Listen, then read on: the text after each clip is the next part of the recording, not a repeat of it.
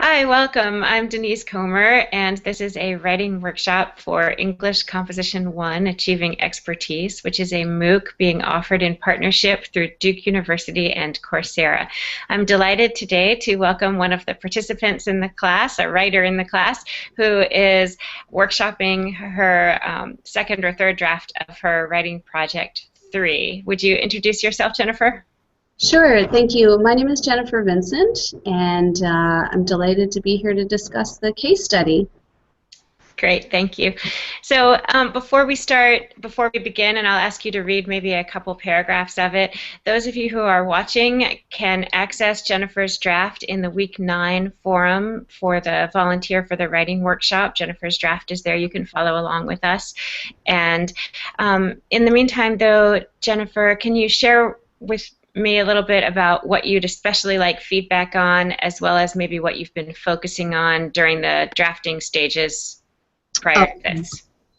Okay, sure. Yeah, I'm wondering. I mean, I provide a very detailed account of an incident in the career of my case, and I'm wondering if it's too much detail or if it's just right to set the scene for.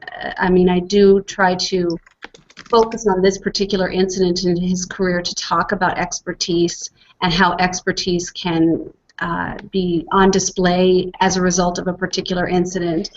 So I guess I'd like to know about that, if my intro is effective or just too much, and as well in terms of my analysis of what this case means to expertise and the two authors that I cite, Coyle and Colvin, if that's an effective way of sort of tying it together as well. Okay. All right, great. So is there a segment that you can read aloud for us? Sure. Did you have a particular one in mind, or would you like for me to select? No, it's up to you. You can read 2 or 3 paragraphs. I just think any time that writers can read their writing aloud, it helps to get the words in the air, so to speak, and you can find things that you maybe hadn't noticed otherwise. Okay, great. Well, just to set the scene, I describe an incident where Kevin Vickers, the Sergeant of Arms of Canada's Parliament, has a run-in with a gunman. This is a true story that happened just about a month ago. And he ultimately kills the gunman in a very dramatic point-blank range confrontation. And so I've just described this incident in detail, and I'll start sort of at a little bit later where I'm describing moving into expertise. So I say, in the moment of his quick and decisive action in the face of immediate personal danger, Vickers personified greatness. He could have followed the instincts of many civilians faced with the sound of gunfire outside a closed door by remaining within his office, locking the door, and allowing his staff to subdue the suspect. However, he was tasked with protecting Parliament, and he did not hesitate to respond by coming face to face with the gunman in an exchange of gunfire. His expert gun handling skills were not born out of directly comparable experience in active service, as Vickers had never shot a person before this event. However, as Vickers had explained 3 years earlier to an aspiring Royal Canadian Mounted Police investigator, he knew how to use his firearm and was prepared to do so. Vickers began his 29-year career with the RCMP in his late teens, and during his tenure was known for eliciting confessions from major crime suspects. He also provided security services for foreign dignitaries and members of the British royal family, including the Queen. Vickers also served as Director of Security Operations for the House of Commons prior to his appointment to the role of Sergeant-at-Arms. So his experience with safeguarding individuals and institutions was extensive. Furthermore, his sister has said that Vickers has a really strong work ethic and a really strong commitment to service. Okay, great, thank you. So I want to first say that I really like the amount of detail that you provide in the opening segments. I think for people who are familiar with the events or unfamiliar with the events, you do well at bringing all readers into the circumstances so people won't feel lost or unsure. So in that way, you've explicated the case study really well. And in the paragraph you were just reading, Jennifer, I really like the details you provide about his life leading up to those events and what kind of how he had developed his expertise throughout the years. And I also like how you bring in Colvin and Coyle and draw on their arguments in order to show how Vickers' case builds on their work. My impression of the beginning was it raised a question in the same way that you yourself raised the question. I wondered if it took a little too many paragraphs to get to the kind of the main inquiry of the paper or the main argument that you're raising by the case study. So I'm not sure what exactly to suggest about how you might integrate some element earlier, but I think I would suggest that before you move through all the details of the events, that you kind of spend a little bit of time framing the purpose of the case study. Okay. Great. So did any particular moment in the beginning, I mean, one option, I guess, could be to start off with that frame, right, and not have the first sentence be on the morning of Wednesday. But I kind of like that as a beginning, so I'm not sure I'm suggesting at the beginning. Is there another place towards the earlier part of the paper that you think you could include a frame?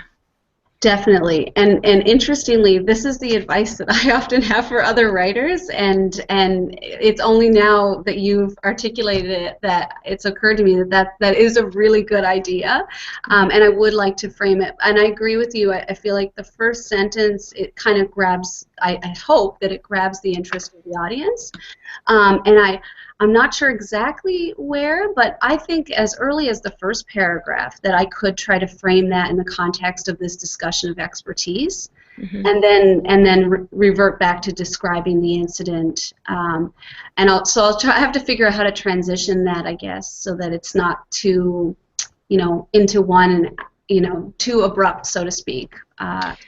Yeah. I mean, as I'm looking at that first paragraph, one option could be the first two sentences kind of work together to set the scene of what was happening and to set Vickers' specific role within it. So I'm wondering if right after that second sentence, I feel like the third sentence, the one that begins, Vickers' security team yelled out the suspect's precise location, that's sort of like additional details that could become part of like a narrative that occurs after the frame. So maybe after the second sentence you can transition into let's take a pause and think about, why we're looking at this and what the purpose is. Right. Okay.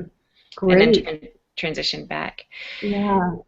Okay. And another question that I had is, I was wondering, with the bringing in Coyle and Colvin, I wondered if maybe that occurs in the paragraph that begins Colvin 2006 credits what researchers call deliberate practice, right? And I think, is that the main paragraph where you talk about Coyle and Colvin? Is that right?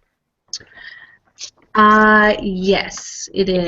Yeah. Okay, so I'm wondering either if you want to spend a little more time analyzing your case study through the lens of Coyle and Colvin, like just pause in that paragraph a little more and flesh out what you're thinking, or if you want to, or maybe or bring in other research about how people get training or become experts in security and law enforcement. I mean, you do talk about that through Vickers, but I'm wondering if there's research in general about different approaches to training security in these particular contexts. Right, right. Okay. Yeah, and to bring that in to that particular paragraph, maybe? Yeah, or maybe have two paragraphs in that segment where you're really thinking about how Vickers' actions reflect, or even maybe either they come out of kind of an established set of training practices that people in that field have constructed, or maybe that Vickers' actions show some kind of um, difference from what people would expect, or what often happens out of that. I mean, I feel like it's a pretty successful version of what is supposed to happen, right? What someone is supposed to be able to accomplish, yes? Yes, yes, definitely. Okay. So I think maybe imagine that people are reading this who don't know anything about this set of established approaches to training security forces and training people in weapons usage, that kind of. Hmm. Okay, that's great. Yeah. Yeah, I did do a little research into what his RCMP training likely looked like, although he's a man in his 60s, so that was quite some time ago. Um, but we can deduce that the training now is probably, in terms of firearms training, is probably fairly similar to what he was trained in. And of course, this training is ongoing during the career, I'm sure. But yeah, Mm-hmm. I think that. I will try to find additional sources to support that, as you suggested. Yeah, I mean, one thing I've often wondered about too is the not just the simulation of like the sim. Well, first of all, you could connect the simulators to people who haven't read Colvin. It seemed, I mean, Coil. It seems really to graft on to the flight simulations Right. that he mentions too. So you might want to mention that. As a point of connection. But Yeah. one thing with security detail that I just personally have wondered is how people, the emotional aspects of it, where, I mean, you have to be very brave in Mhm. the face of life danger, and then also the kind of sacrifice and commitment that you're willing to make, that you're putting your life on the line for protecting someone else's or some place, right? And that's an aspect that I think in terms of security training and detail that you could find research about. Right. Right. And it seems to me that would even precede, I mean, that would be a motivating factor, I would think, when people choose a career like this, that Hmm. they have that type of personality, that they actually relish the opportunity to protect other people, and that of course includes potentially putting their life on the line as well. So yeah, it would be interesting to find some evidence that would sort of enhance that part. Yeah, and that actually is a wonderful segue to my one of my final other questions that I wanted to ask you to think about is the conclusion. The question is kind of what is this case study teaching you and teaching readers, right? What are your readers going to come away knowing about either Vickers or security, the profession of security, or about expertise, right? That they maybe wouldn't have known, having read other case studies or just having read Coyle or Colvin. And so I'm looking at your conclusion, Mhm. and would you mind reading your conclusion? Because this is where I think that your main point or main claim comes out. Can you read the conclusion for us? Okay, the final paragraph. Yeah. Okay. However, one might argue that Vickers achieved or earned greatness insofar as he had spent decades equipping himself to act decisively and expertly in the face of an assault such as this one, which was thrust upon him so late in his career. Thus, it seems likely that expertise is indeed forged by those who are dedicated to deliberate or deep practice, as Vickers appears to have been during his long career. Vickers's case demonstrates that true greatness is the effective application of expertise in a critical moment which is experienced either by happenstance or by recognizing and seizing an opportunity to achieve something extraordinary. Okay. So I think you have some wonderful ideas in this paragraph that do that work of extending our knowledge, right?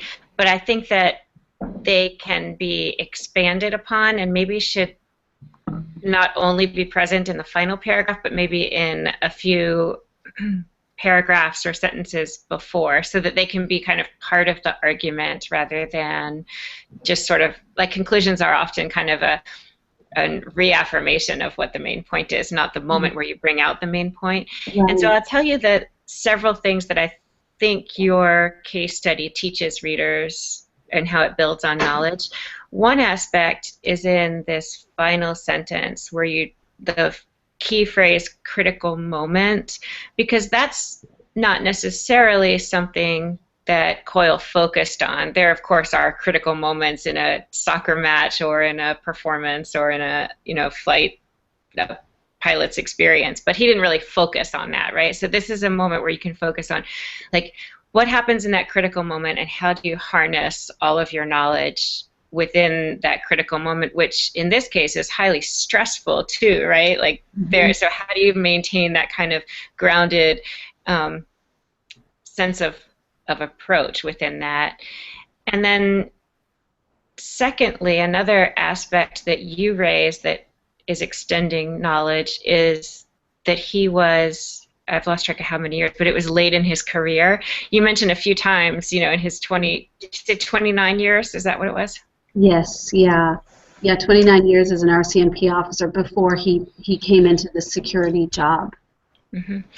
So I think you could expand for a few sentences at least on how you maintain and build expertise, across the years. Like, does it take 29 years to really become an expert, or was he already an expert when he first started this job? Those are questions that are important. They're also ones that speak to kind of how much we can or cannot sustain different kinds of expertise, right? Like a soccer player often has a career that, they don't play soccer beyond a certain age often, right, in the same competitive way as they do in other circumstances or can. So I don't know if there are certain kinds of careers or professions or talents that maybe people get better at with more years, or if there's kind of always a decline. I don't know. Those are interesting questions that I think you could focus on. And then finally, the other, well, actually, the third one is we already connected that, but the issue of the critical moment. I was thinking you put in italics the words Vickers achieved or earned greatness, and I really like when writers like you emphasize terms and words that are important through these kinds of through italics or other kinds of document design. But I guess as a reader, I didn't quite know why it was significant to focus on those terms. Like, what does it mean to say that he earned it as opposed to just he became great, right? Or achieved it as opposed to say he was great. And I think if you felt like you needed to emphasize those for a reason, but I think if you would spend more time sharing with readers why that was important, that would be really interesting. Okay, great. Sounds good. Okay. All right. And let me review my notes to see if I had suggested anything else. No, I'll reiterate again. I really like the research that you include about his life, and I really like the way that you tell the narrative of what happened. I think you include so many great details. It's not, in my opinion, it was not too detailed. Okay. I think as long as you include that frame, I think all these details are important. Right, right. There were a couple paragraphs where I thought you might be able to focus on the topic sentences, that transition sentence, with a little more clarity. So the paragraph you read, Vickers began his 29-year career with the RCMP. Are you back to that paragraph? Yes, yeah. Okay. Towards the bottom of that paragraph, you have a phrase where you say, so his experience with safeguarding individuals and institutions was extensive. And that phrase to me seems like the perfect phrase that should be the beginning of that paragraph, right? Okay. Because it's orienting readers to what the paragraph will accomplish. It's connecting readers to your main claim of thinking about questions about expertise in this context, and I think it sets the scene for that paragraph. So you'll have to change the sentence, obviously, but I think focusing on making more topic sentences like that will help readers see how each paragraph is advancing your main argument. Okay, great. Okay, so I've said a lot. What other suggestions or thoughts now do you have, or questions? Yeah, no, that I mean that's really helpful. The last comment, because when you first broached the topic of transition sentences in your lectures, I thought I never think about these things. I mean, it just comes naturally. I mean, of course, I write something and then I rework it to a certain extent so that I think it flows naturally, but I don't think of it in those terms, and I just write the way I guess that I would expect to read. So it's hard to explain, but it's sort of intuitive. It's not something that I, really particularly work on, but I think it is important. So that's very helpful, and I'm trying to think more about transition sentences these days. Good. So that's really good. I guess the only sort of switching channels a little bit, the quotes that I provide at the beginning, I happened upon this quote by Shakespeare that be not afraid of greatness. Some are born great, some achieve greatness, and others have greatness thrust upon them. And the thrust upon them, I thought this describes Vickers' case. So I kind of found that interesting, but I'm not accustomed to incorporating quotes, and I'm just wondering, is that a strange place to put it, or is it fine, or like at the beginning, the quotes? Yeah, I'm so glad that you mentioned that, because that was one of the things that stood out to me about your essay from the beginning. So I'm really glad. So I would refer to these as epigraphs, which are quotes that serve kind of a purpose at the very beginning of written documents to kind of they can have multiple purposes: to orient readers, or to raise a question for readers, or to otherwise kind of like help readers get into a set of ideas. And I really, really like that the thrust that comes in both of those quotes really works well. And now that we just finished discussing your emphasis in that final paragraph on achieve and earn, those to me seem a little bit different than having greatness thrust upon you. Like, greatness thrust upon you seems like maybe it happens to you, as opposed to what you seemed to be arguing is that Vickers kind of did it, of himself, or he was active in it. So I don't know if maybe you want to give some more thinking and more time in your essay to explicating this concept. Okay. And then connecting it to the epigraph. Right. Okay, that's good. Yeah, because that really was my point, I think. It's been a while since I wrote it, but that was it. It was a combination of, he developed the expertise effectively through practice and through his career experiences. But the greatness really was thrust upon him by happenstance. I mean, it could have been someone else there that day, and of course he could never have orchestrated this incident. But this incident brought him from, an accomplished, an expert, if you will, in security, to a man who performed a heroic act of greatness, really. So that was what I found interesting. Really, I mean, obviously if he hadn't developed that expertise prior to that day, then it probably would have had a completely different result. This incident wouldn't have resulted in him achieving this greatness. So it kind of was thrust upon him, but in the backdrop, he developed the expertise in order to be able to respond the way he did.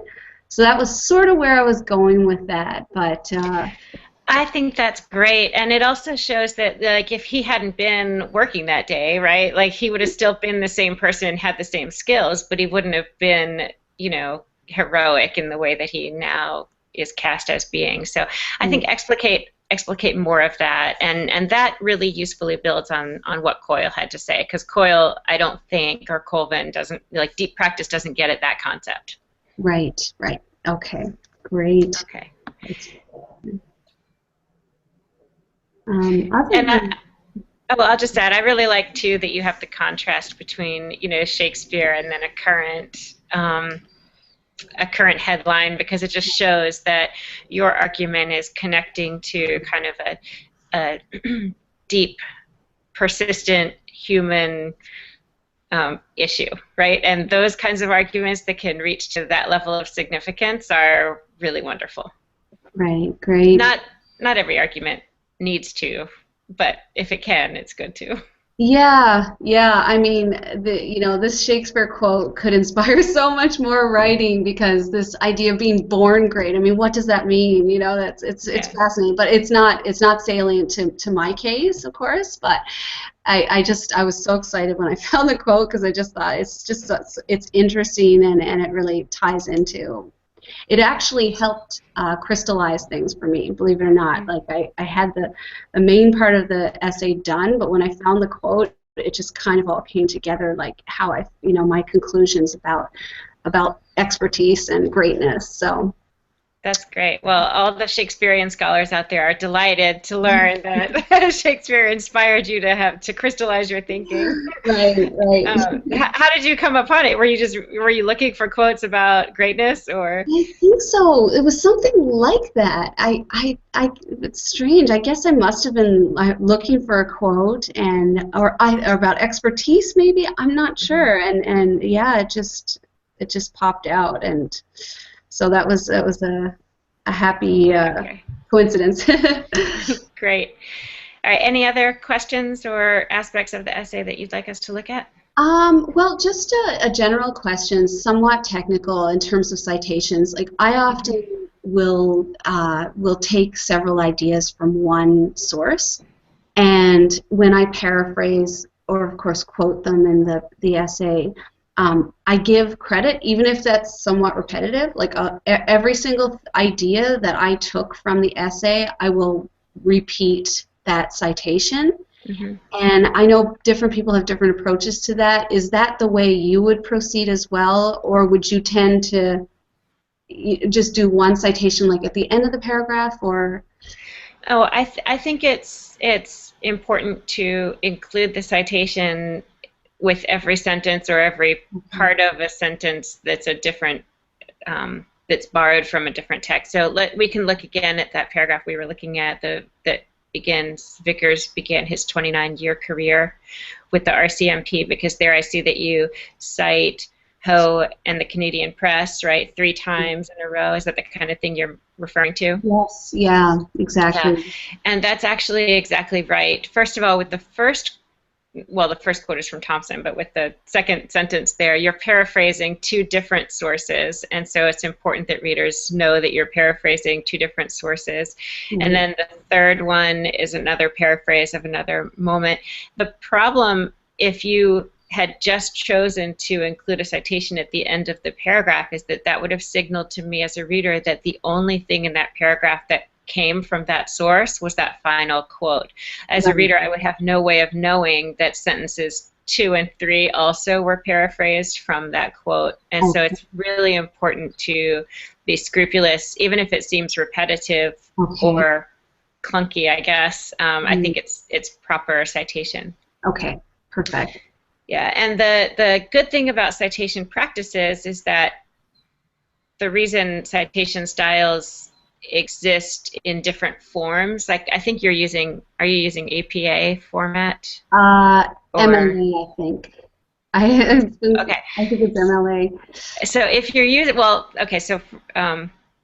say that for a second, but the reason you have MLA or APA or Turabian and different styles is that readers within those styles just get so used to those citations that it doesn't distract them from the experience of reading. So as a reader, I didn't get stuck on seeing that citation until now you actually drew my attention to it. Like I knew there was a citation there, but I still was concentrating on what you were saying. Okay, great. Okay, but I will say if you're using MLA doesn't call for the year of publication always to be in the parentheses. So typically it's more page number. if we scroll down a few paragraphs, you have a paragraph that begins during his RCMP training, Vickers and his fellow cadets. Do you see that paragraph? Right, yes. Yeah. And then at the end of that paragraph, you have RCMP, comma 2013, and that gesture strikes me more as APA formatting with the title and the year rather than MLA. MLA would be author and page number, if relevant, or just author. Okay. I might be mistaking them. Sometimes they come together in my mind, but yeah, I'll make sure that I use it consistently and yeah, include only necessary information. Okay, great. Thank you. Anything else? No, that's been very helpful. I really appreciate the feedback and the opportunity to present. So thank you. Great. Well, it was such a pleasure to read your text. And Genevieve, you've been listening for a while. Is there anything that you'd like to add? Did you notice anything in Jennifer's essay that you wanted to comment on?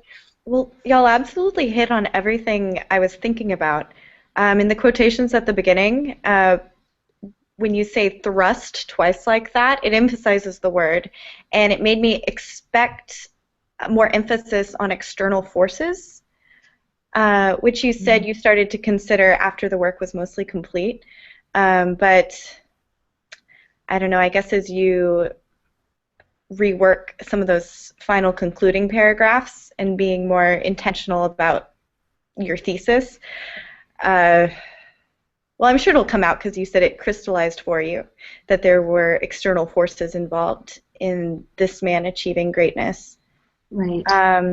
And I completely agree with Professor Comer that that last sentence where you say, Vickers' case demonstrates that true greatness is the effective application of expertise in a critical moment, which is etc.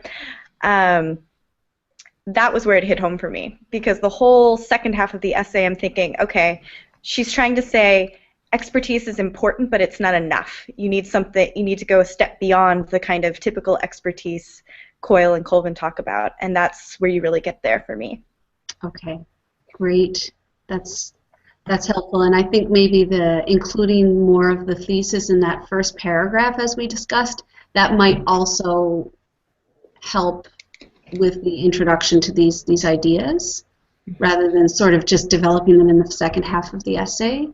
So that's great. Thank you. But it was really great, and it was really engaging, and I love that you started it off with the action. Right. That pulled me in. Yeah, it's such a dramatic story. It speaks for itself, really. There's no finessing on my part there required. So. Well, but don't downplay that. It's hard. It's challenging to recount a story, right? And in that way, so I think you have to choose which details to include and what order to present them in, and how much. So there are a lot of writerly skills that were involved in that. Thank you. Mm-hmm. All right, and so I guess I should also at this point thank you, Genevieve, for facilitating our workshop hangout here, and for all the other work, of course, that you do helping this course move forward. So thank you. No problem. Thank you. Sure. All right, so we will have a space on the forums for reflecting on the workshop, and those who watched can use this conversation as a way of reflecting on their own writing and how they can apply or transfer or adapt these kinds of suggestions about epigraphs, main claims, about framing the case study, the organization of the case study, transition sentences, all that. Those things that we talked about. And Jennifer, please also, if you want to post in that forum to reflect on, to recap exactly what your revision plan is or takeaways are, that would be great. Great, thank you. Okay, thank you so much. I hope you both have a great day, and it was really nice to talk with you. Yes, same here. Thanks to both of you. Okay. And thanks to everybody, actually, who's contributed. A lot of peers have weighed in on various things and that I've submitted. I really appreciate that. So thank you to everybody involved in the course. Yes, I agree. All right, bye. Bye.